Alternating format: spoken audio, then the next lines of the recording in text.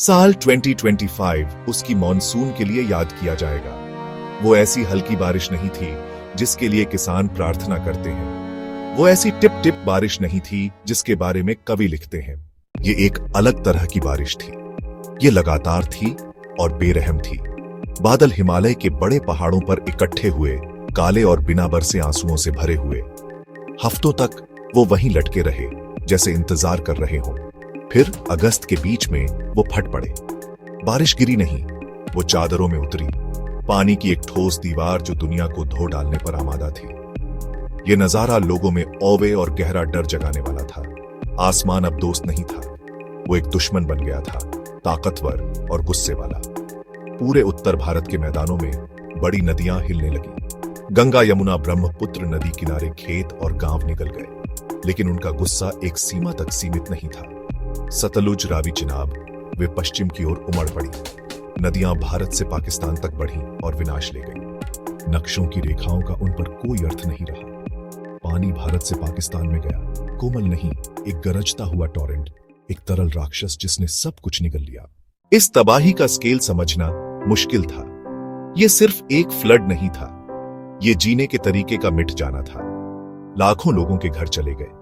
ये सिर्फ मिट्टी और ईंटों के स्ट्रक्चर नहीं थे, ये यादों के भंडार थे, जहां बच्चे पैदा हुए थे, जहां त्योहार मनाए जाते थे, जहां पीढ़ियां रहती और मरती थीं। कुछ ही घंटों में ये घर गंदे पानी में समा गए। उनका सारा सामान बह गया। परिवारों के पास अपने तन के कपड़ों और दिल में डर के सिवा कुछ नहीं बचा था। वे अपने ही देश में रिफ्यूजी बन गए। उनका पास्ट चला गया, उनका फ्यूचर एक डरावना खालीपन था। खेती की जमीन का नुकसान देश की आत्मा पर एक घाव था। पंजाब के फर्टाइल मैदान, सिंध के फर्टाइल मैदान, कॉटन की फसल पानी के नीचे सड़ रही थी। गेहूं की फसल पानी के नीचे सड़ रही थी। चावल की फसल पानी के नीचे सड़ रही थी। किसान सिर्फ निराशा में देख सकते थे। लाइफ का बेसिक इंफ्रास्ट्रक्चर कोलैप्स हो गया। बिजली के खंभे गिर गए, ट्रांसमिशन टावर बह गए, बड़े इलाके अंधेरे में डूब गए। यह आपदा दुख की एक लगातार लहर थी। एक क्राइसिस दूसरे को बढ़ा रहा था। पाकिस्तान सरकार ऐसी बड़ी डिजास्टर से घबराकर जानती थी कि वह इसका अकेले सामना नहीं कर सकती। शुरू में रिस्पांस तेज था, लेकिन ओवरवेलमिंग था। प्राइम मिनिस्टर ने नेशनल इमरजेंसी की घोषणा की। यह इस ग्रिम रियलिटी को फॉर्मल रिकॉग्निशन था। यह घोषणा सिर्फ फॉर्मेलिटी नहीं थी, यह हर सरकारी डिपार्टमेंट के लिए एक सिग्नल था कि वे अपने सभी अवेलेबल रिसोर्सेज को बाढ़ग्रस्त इलाकों की ओर मोड़ दें। मिलिट्री को मोबिलाइज किया गया, उसके सैनिक लाइफलाइन बन गए, हेलीकॉप्टर लाइफलाइन बन गए। यह समय के खिलाफ एक रेस थी, बढ़ते पानी और बढ़ती निराशा के खिलाफ एक डेस्परेट लड़ाई। रेस्क्यू टीम्स को बाढ़ वाले इलाकों के दिल में भेजा गया। उन्होंने जो कुछ भी उनके पास था उसका इस्तेमाल किया। मजबूत मिलिट्री बोट्स, छोटी लकड़ी की fishing vessels, makeshift rafts. Pakistani सरकार ने इंटरनेशनल कम्युनिटी से एक अर्जेंट अपील की। यह एक हम्बल और डेस्परेट प्ली थी। फॉरेन ऑफिस ने यूनाइटेड नेशंस भेजा, फ्रेंडली नेशंस को भेजा, ग्लोबल एड ऑर्गेनाइजेशंस को भेजा। उन्होंने लाखों बेघर दिखाए। ये घुटनों पर खड़े एक राष्ट्र की पुकार थी। पाकिस्तान के लोग इंतजार कर रहे थे, प्रार्थना कर रहे थे कि मदद आ रही। उस समय अफ्रीका के बुर्किना फासो के युवा राष्ट्रपति इब्राहिम ट्रॉरे को यह खबर मिली। वह जानते थे कि पाकिस्तान ने कई बार अंतर्राष्ट्रीय मंच पर अफ्रीका का समर्थन किया था। उन्होंने अपनी कैबिनेट से कहा, मानवता की कोई सीमा नहीं होती, चाहे एशिया हो या अफ्रीका। संकट के समय हमें एक दूसरे की मदद करनी चाहिए। कैबिनेट के सदस्यों ने सहमति में सिर हिलाया। यह एक साहसिक निर्णय था। बुर्किना फासो खुद आर्थिक कठिनाइयों से जूझ रहा था। सुरक्षा की चुनौतियां भी थीं, लेकिन जब उन्होंने पाकिस्तान की तबाही देखी तो उनका दिल पिघल गया। डूबते बच्चे, छतों पर फंसे परिवार, बेसहारा बुजुर्ग, यह सब देखकर उनकी आंखों में आंसू आ गए। उन्होंने मन में सोचा, अगर हम इस समय मदद नहीं करेंगे तो हम कब करेंगे? मानवता का धर्म यही तो है। तुरंत फोन कॉल्स शुरू हुए। स्वास्थ्य मंत्रालय को निर्देश दिए गए। डॉक्टर्स ने स्वेच्छा से जाने की पेशकश की। दवाइयां और मेडिकल उपकरण इकट्ठे किए गए। खाद्य सामग्री तैयार की गई। राष्ट्रपति खुद तैयारियों की निगरानी कर रहे थे। यह बुर्किना फासो की मानवीय भावना का प्रतीक था। बुर्किना फासो में रिएक्शन तुरंत आया, और ईमानदारी से कहूं तो काफी जबरदस्त था। प्रेसिडेंट ट्रॉरे की बात बुर्किना फासो के लोगों के दिल में उतर गई। एक ऐसा जज्बा जो अपनी मजबूती और दरियादिली के लिए जाना जाता है। सरकारी मिनिस्ट्री, सिविल सोसाइटी और आम नागरिक सब इस कॉमन मकसद के लिए एक साथ आ गए। सरकारी हॉस्पिटल के डॉक्टर्स और नर्सेज पाकिस्तान जाने के लिए तैयार थे ताकि वो वहां के बिजी मेडिकल कैंप्स में अपनी स्किल्स दे सकें। दवाइयों की कंपनीज ने जरूरी दवाइयों के बॉक्स डोनेट किए, खासकर पानी से होने वाली बीमारियों जैसे हैजा और मलेरिया के लिए। यह एक नेशनल कोशिश थी जो मदद करने की चाहत से भरी थी। एड की तैयारी सच में देखने लायक थी। कैपिटल के पास एक एयरफोर्स बेस पर सोल्जर्स वॉलंटियर्स के साथ मिलकर एक बड़े कार्गो प्लेन में सामान लोड कर रहे थे। उन्होंने life saving antibiotics, rehydration salts और पेन रिलीवर्स के डिब्बे पैक किए। उन्होंने अनाज और हाई एनर्जी बिस्किट के बैग लोड किए।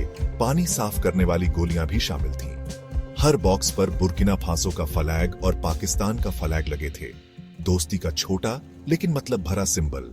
जैसे ही प्लेन के इंजन स्टार्ट हुए और उसने एशिया की तरफ अपनी लंबी जर्नी शुरू की, प्लेन आसमान में उड़ गया। एक सिल्वर बर्ड जो दयालुता का एक अनमोल कार्गो ले जा रहा था। बुर्किना फासो का हवाई जहाज जब रावलपिंडी के चकलाला एयरबेस पर आया तो पहले तो सब शांत था। वहां पहले से ही बड़े और अमीर देशों के प्लेनों की भीड़ थी। ऐसे में वेस्ट अफ्रीका से आया ये प्लेन शायद अननोटिस्ड ही रह जाता। लेकिन जब पाकिस्तान के ऑफिसर्स ने उसकी पूंछ पर बुर्किना फासो का झंडा देखा तो वो हैरान रह गए और बहुत इमोशनल हो गए। वो बुर्किना फासो को जानते तो थे, पर वो एक दूर का देश था, अफ्रीका के मैप पर बस एक नाम। उन्हें उम्मीद नहीं थी कि इतनी दूर से कोई देश उनकी मदद करेगा। एक ऐसा देश जो खुद भी मुश्किलों से जूझ रहा था। ये एक ऐसा पल था जो प्रोटोकॉल और डिप्लोमेसी से कहीं ऊपर था। जैसे ही कार्गो बे के दरवाजे खुले, पाकिस्तान के ग्राउंड क्रू ने बक्से उतारना शुरू किया। उन्होंने देखा कि मेडिसिन्स को कितनी सावधानी से पैक किया गया था। अनाज के बोरे थे और बुर्किना फासो के डॉक्टर्स की टीम मुस्कुराते हुए टारमैक पर उतर रही थी। Pakistani aid workers warmly shaking hands with and hugging Burkinabe doctors on an airport tarmac. इस अनएक्सपेक्टेड हेल्प की खबर मीडिया और सरकार तक तुरंत पहुंच गई। लोग बहुत इमोशनल हो गए थे, पर ये अलग था। ये एक ऐसे भाई का तोहफा था जिसके पास खुद कम था, पर उसने खुले दिल से दिया। ये पर्सनल लगा, ये प्योर लगा। फिर एक बूढ़ा किसान जिसके चेहरे पर हार्डशिप की लाइंस थीं, रोने लगा। ये दुख के आंसू नहीं थे, बल्कि बहुत ज्यादा ग्रेटिट्यूड के आंसू थे। सिर्फ इंसान थे जो एक दूसरे की मदद कर रहे थे। एड पहुंचने के कुछ दिनों बाद प्रेसिडेंट इब्राहिम ट्रॉरे का एक वीडियो मैसेज पाकिस्तानी टेलीविजन पर ब्रॉडकास्ट किया गया। यह एक सिंपल वीडियो था जो उनके ऑफिस में ओगाडोगो में रिकॉर्ड किया गया था। यह सिर्फ यंग लीडर थे जो सीधा पाकिस्तान के लोगों से बात कर रहे थे। वह अपनी मिलिट्री यूनिफॉर्म में दिखाई दिए, लेकिन उनके शब्द एक सोल्जर के नहीं थे, वे एक भाई के शब्द थे।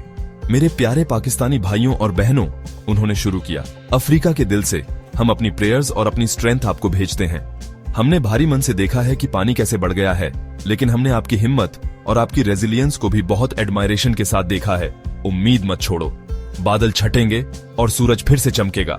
पानी कम होगा और आप अपने घर और अपनी जिंदगी फिर से बनाओगे। आप एक स्ट्रॉन्ग नेशन हो, एक प्राउड हार्डवर्किंग लोगों का नेशन। फिर उन्होंने उन दोनों देशों को जोड़ने वाले बॉन्ड के बारे में बात की, बल्कि शेयर्ड ह्यूमैनिटी में बना था। यह हमारे अस्तित्व की सिंपल सच्चाई है। स्ट्रॉन्ग रहो पाकिस्तान। बुर्किना फासो के लोग और वास्तव में अफ्रीका के लोग सॉलिडेरिटी और उम्मीद में आपके साथ खड़े हैं। 2025 में आई बड़ी बाढ़ में पाकिस्तान को बुर्किना फासो की मदद की स्टोरी सिर्फ एक न्यूज आइटम से ज्यादा बन गई। यह ग्लोबल एकता का एक दमदार और हमेशा रहने वाला सिंबल बन गई। एक ऐसी दुनिया में जहां हमें अक्सर अलग करती हैं हमारी नेशनलिटी, हमारे धर्म, हमारे स्किन कलर्स, हमारे पॉलिटिकल बिलीव्स, यह इवेंट हमें जोड़ने वाली चीजों का एक चमकता हुआ एग्जाम्पल था। ये लोगों की मदद करने की एक सिंपल ब्यूटीफुल स्टोरी थी जिस पर हिस्ट्री या पॉलिटिक्स का कोई हिसाब किताब नहीं था। यह दिखाया कि कंपैशन सिर्फ अमीर और ताकतवरों की प्रॉपर्टी नहीं, सच्ची उदारता दिल से आती है, वॉलेट से नहीं। बुर्किना फासो कम रिसोर्सेज वाला देश, उसने जो कुछ भी दे सकता था दिया। क्लासरूम्स में, कम्युनिटी सेंटर्स में, डिनर टेबल्स पर बातचीत शुरू हुई। लोगों को हेडलाइन से परे और फ्लैग्स के पीछे इंसानी चेहरों को देखने का मोटिवेशन मिला। इंसानियत एक सिंगल फैमिली है। दुनिया के किसी हिस्से का क्राइसिस सबके लिए क्राइसिस है। दुख का साझा एक्सपीरियंस और कंपैशन का साझा रिस्पॉन्स ने एक ऐसा बॉन्ड बनाया जो किसी भी डिवीजन से ज्यादा स्ट्रांग था।